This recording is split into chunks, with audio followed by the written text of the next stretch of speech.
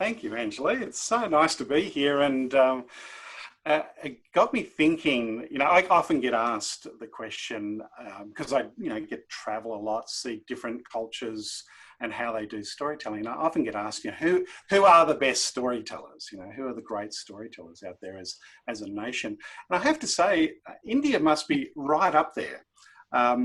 Every time I jump into a taxi in India, I am told at least 3 or 4 stories before the time I get picked up and when I get dropped off, and it's just fabulous, the variety of stories that you get told.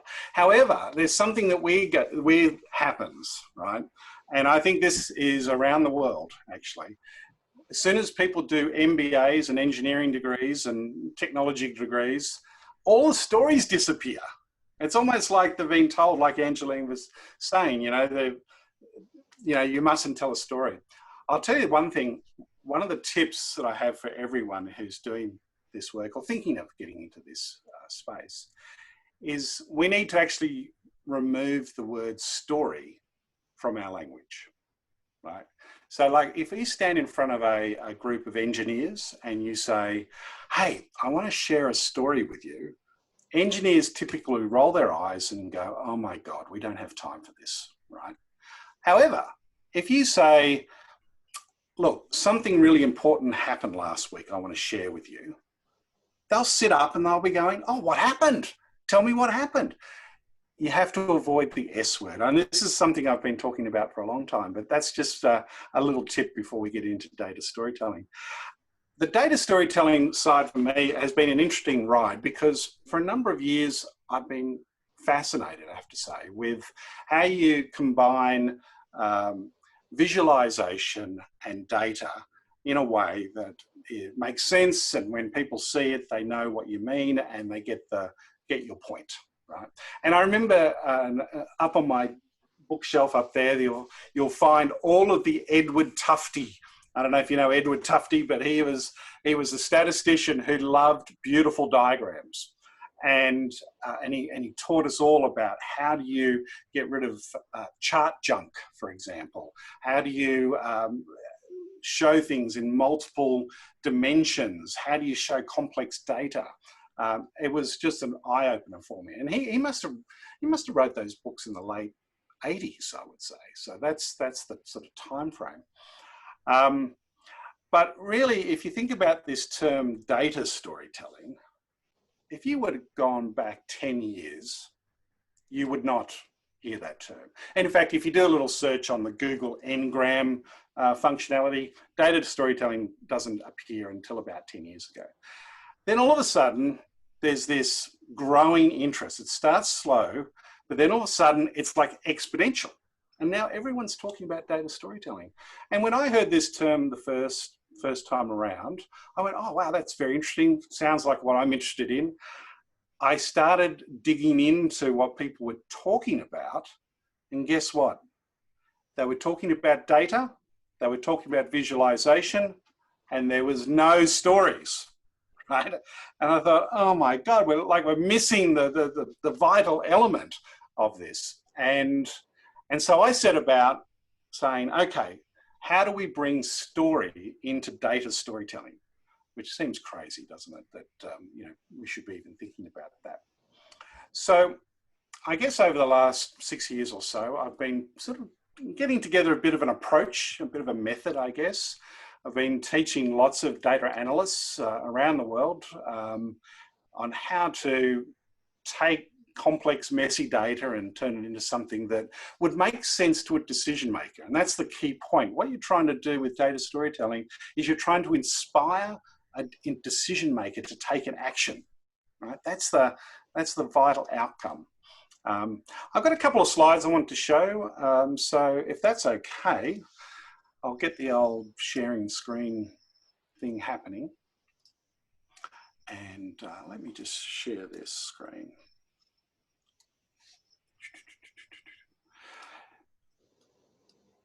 Now, I guess, the guys at Google, of course, have been talking about this for some time, the importance of not only be able to process it and extract it and analyze it, but you've got to communicate it, right? And you know how Varian, the chief economist of Google, was onto this very early. He said this probably about 5 years ago, as I was sort of saying, that it's not just the visualization. And it's interesting when you ask data analysts, what do they have the most trouble with out of these three things: data, visuals, and storytelling? Nearly in every situation, they sort of say, yep, got data's under control. Visuals, we're not great at it, but we could get better. It's the storytelling that they actually have the trouble with, right?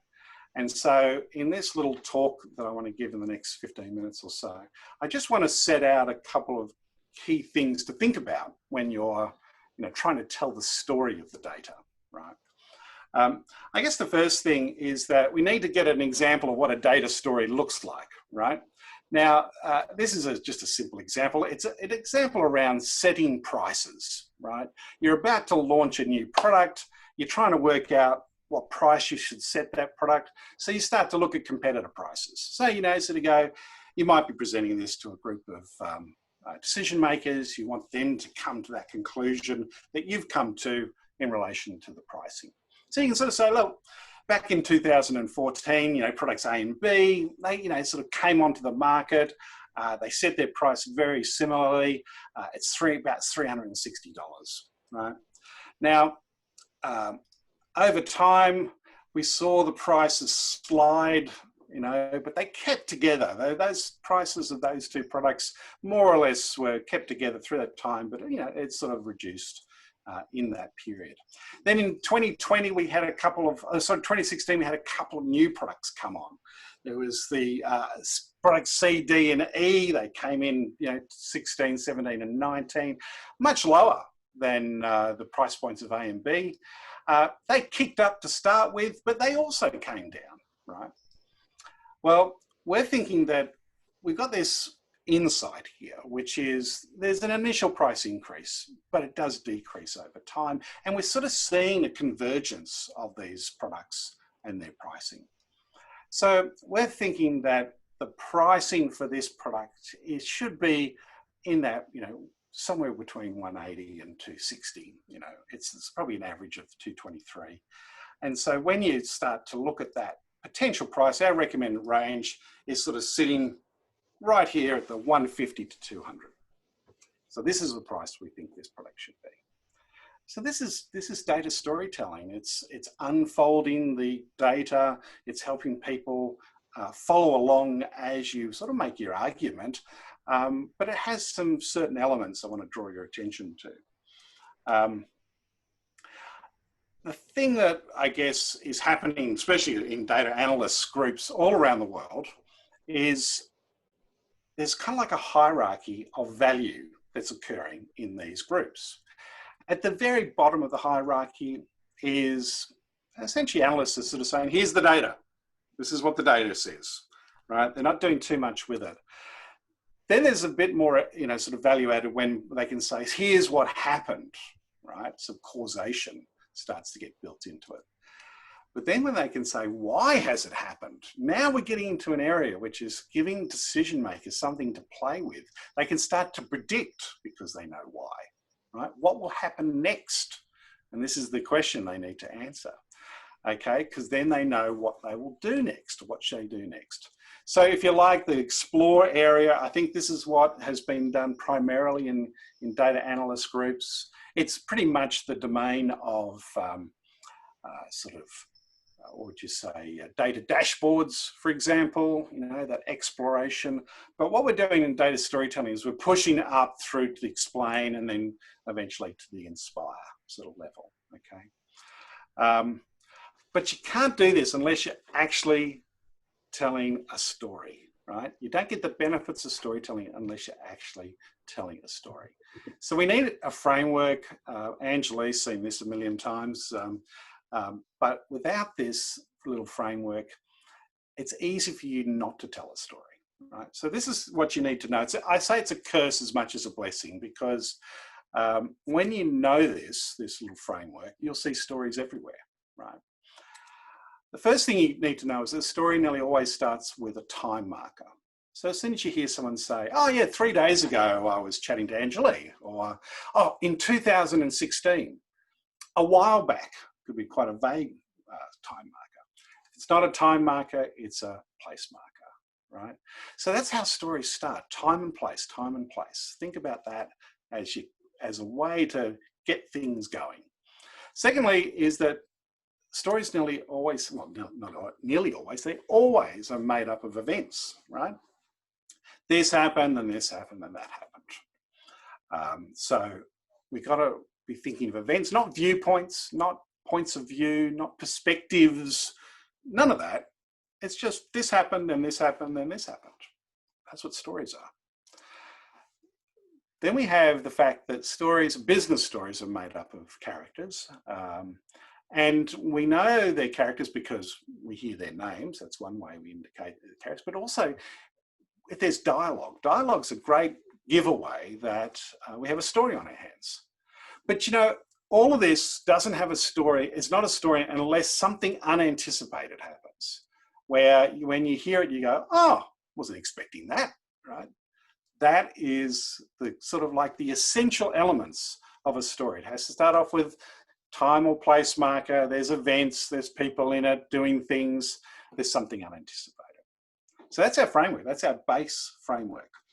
Now, layer on top of that, that data story I told you, and I can sort of see the elements in that data story. The first thing is that the time marker is just the x-axis in this case, right? It's a timeline. So when you have a timeline, it's kind of a lot easier to tell a data story, right?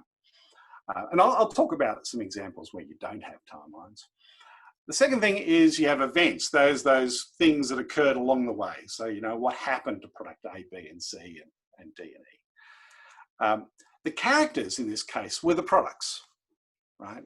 And you know, we're sort of following those products and what happens to those products. And then finally, the unanticipated is the fact that, you know, everything converged to a point. You know, the prices went down in some cases, they went up and down in others, but they converged to this point, and that's the insight. The unanticipated is the insight, and that is the essential element of data storytelling. You have to have an insight, right? If you don't have an insight, you're just talking about, here's the data, right?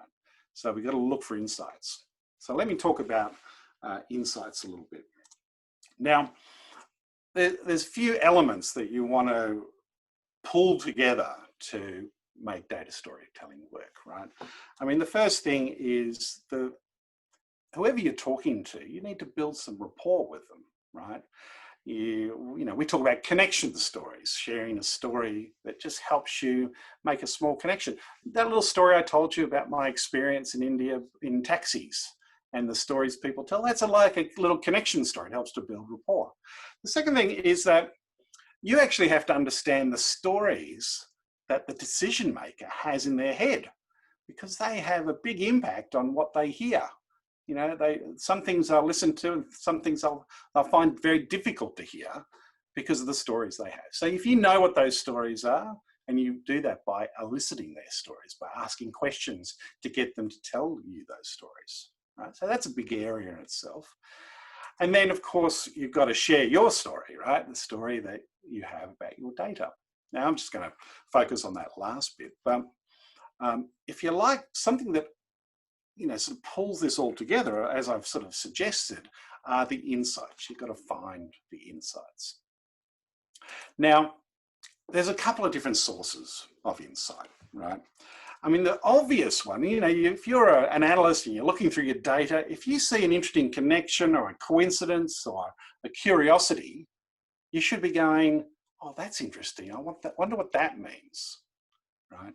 A friend of mine's a data analyst, and he did some work for a big insurance company. And he said he came in, and it was an insurance company that did essentially insurance around personal injury, right? And he was talking to a case officer, and this case officer said they were just finishing up this one case, about to make this big payout, but the case officer was a little bit worried about, you know, the validity of the case.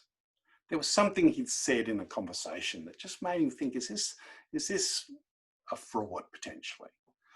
Well, my friend said, well, why don't we jump onto the system and do some data analysis on the spot, on the fly.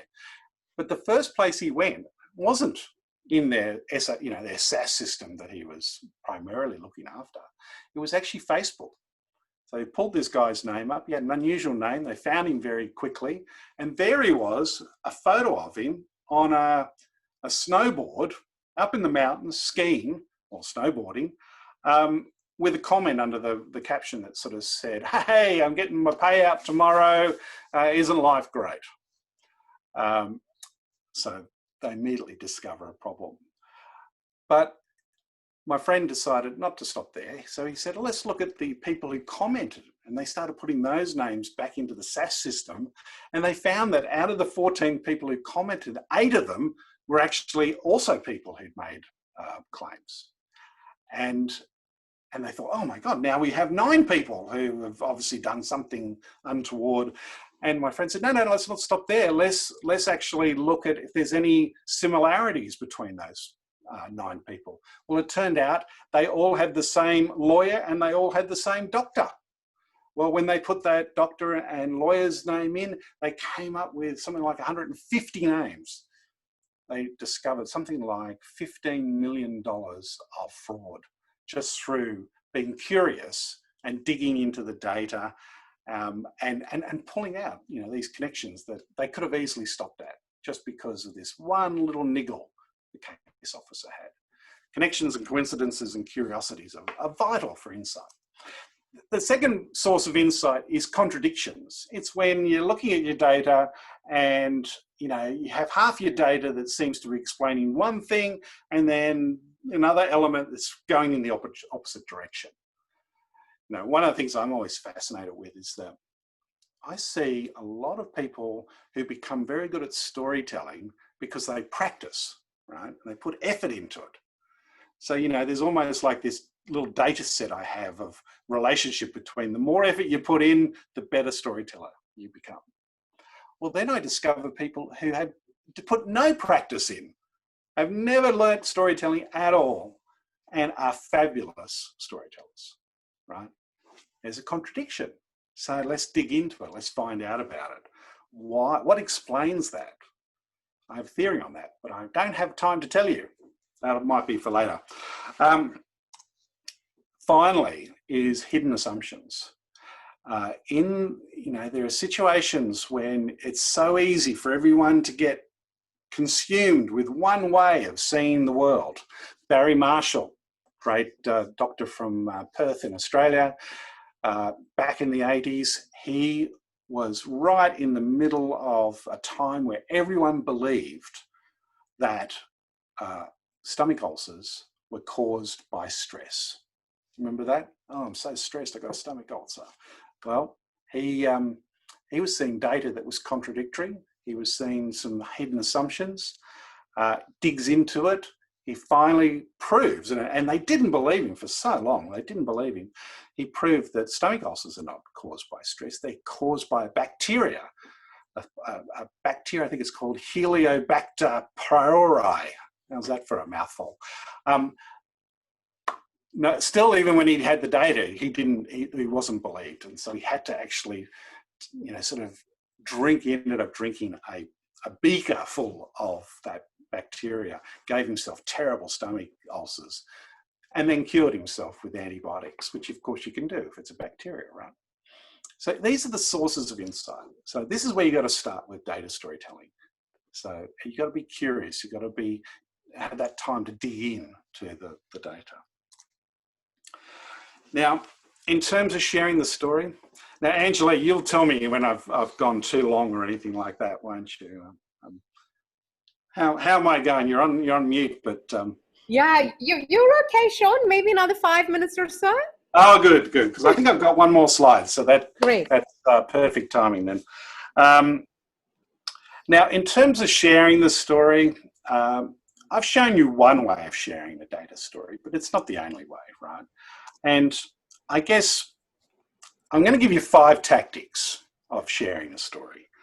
The first we've kind of seen, the data story. It's the one with the timeline, and you unfold it based on the time, and it's pretty straightforward, right? You just describe what happens. The key thing in any data storytelling is you just have to have a little bit of this happened, and you got to get people thinking, I wonder what happens next, right? If they're thinking that, you've got a good story on your hands, right? Of course, you can't make it up with data storytelling. It's got to be what's in the data. But the second type of story is when you sort of go, okay, well, what's the explanation that actually explains the data, right? And you might tell a story that helps explain that insight. So I know I've been doing work with a big food company, right? Global food company. And in Brazil, they have massive docks, and their wheat gets obviously transported to these docks, and they were looking at the data of the volumes, and all of a sudden the volumes just dropped down, and they couldn't work out what was going on. It wasn't a seasonal thing. It took them ages to work out. Eventually, one of the analysts jumped in a car, drove out to the docks, and he discovered that out of the 5 massive machines that poured grain onto these ships, 2 of them were had fallen out of repair, right? They were broken. And the guys at the docks they knew it was a problem, but they didn't see it as a big enough problem. They didn't realize what it would take, what it was causing in terms of the data and the cost and the profits of the company. So for an analyst, if you were that analyst who drove out there and discovered that would be a great story to tell, right? As part of the explanation of the hard numbers that you're showing. That would bring the story to life. It would give you credibility as an analyst. It would be a story people wouldn't forget, right? And that's part of it, right? They got to believe it. They got to remember it. They got to have enough for them to work out what happens next so that they can make a decision. The third tactic, what I call discovery stories. Sometimes you have to tell the story of how you discovered the insight, right? So that's another sort of approach, a little bit like explanation stories, but you're talking about from beginning to end, how did we find the insight? Fourth type is sometimes you need to zoom in. Like, for example, I hear a lot of companies doing employee engagement surveys, and they show their circumplex data and all the percentages, etc. But you still don't get a sense of what's really happening. So sometimes it's good to zoom in, find one story from one employee, right, about how they're experiencing that company, and tell that as an example of a data point that you have in your data. It just, again, brings it to life. And then finally, just like Barry Marshall did, sometimes you have to trigger a story. When people don't believe what you're saying, when it's so different to their background books, the stories in their heads, you might have to do something so remarkable that people actually, like he did, drinking that beaker of that bacteria, it's so remarkable that it will actually get people telling stories about it and change people's minds. Anyway, that's a little bit of an overview of how I'm sort of thinking about data storytelling.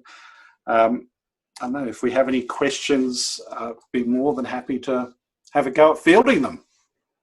Yeah, if audiences want to ask any question, can you please add them in the comment box? But Shawn, I'll ask the very first one before we move on to our next panelist.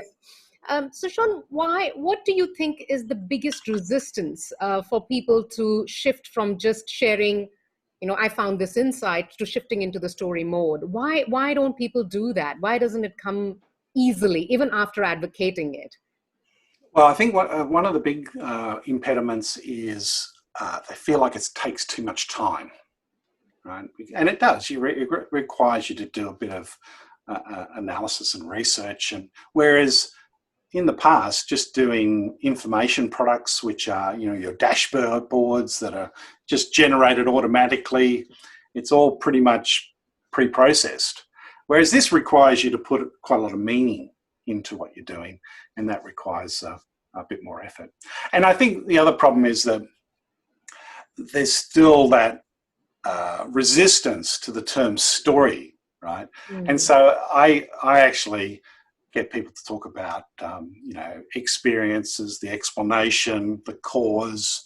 You know, you're using every other bit of language you can as opposed to the word story, you know, as I said right at the beginning. Yeah. Okay, I'm going to ask one more question, which I think is a really good question. But, you know, so far, after this question, we're going to move on to the next speaker, everyone. But so far from Sean's session, the thing that I've repeatedly heard is just don't say the word story. The session started like that. My last question, it says that. So I think you're going to solve a lot of problems out by just getting rid of this word story from an organizational setup. The question that I have here is, could you please elaborate? The question's from Sahil Khan. Sahil, thank you for asking the question. Could you please elaborate more on the insights by giving more examples? So I think the person just wants an elaboration on what do you actually mean when you say insights? Yeah, look, it's like with this food company, they were showing me the data that showed the volumes of, in this case, it was bananas and banana trees over a period of years, and then comparing it with their competitors. And all of a sudden, you could sort of see in this graph that some of their competitors were so much more productive than what they were, right? Hmm. And the question was why? So the insight is when you can work that out, right? Okay. So when you see something that's a bit curious, I don't quite understand it, you've got to dig in and work out why. And it turned out that, in fact, one of the real big things that they were doing was just a different approach to reusing the land and, you know, sort of the agricultural techniques that they were using. So that was apparently having a big impact on the variation that they could see.